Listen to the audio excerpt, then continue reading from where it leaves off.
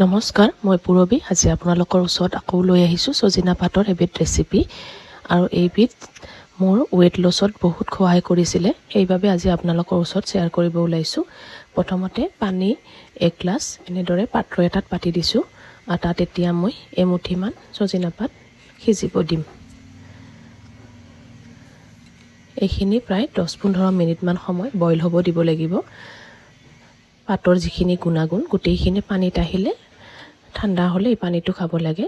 চাওকচোন, কালাৰটো আহি গৈছে, গ্ৰীণ কালাৰ টাইপ হৈ আহিছে লাহে লাহে। মই এইটো খাই বহুতখিনি ৱেইট লছ কৰিছিলোঁ এটা সময়ত। প্ৰায় 10-15 কেজি কমিছিলে। ৰাতিপুৱা খালী পেটত খাব, খুবেই ভাল হেল্থৰ বাবে।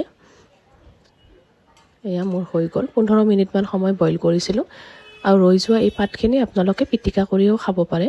আৰু এতিয়া মই পানীখিনি এনেদৰে গ্লাছ এটাত উলিয়াই ল'ম। 1 গ্লাছ হৈছে মোৰ। সদায় যদি খাব পাৰে খুবেই ভাল স্বাস্থ্যৰ বাবে, আপোনালোকেও ট্ৰাই কৰিব এনেদৰে। তাৰপিছতে ইয়াতে মই নেমু অকণমান চেপি দিম, কাৰণ নেমু পানী খোৱাও ভাল আমাৰ। এনেদৰে নেমু অকণ চেপি দিছোঁ। ট্ৰাই কৰিবচোন এইটো ৰেচিপি, খুবেই সুফল পাব।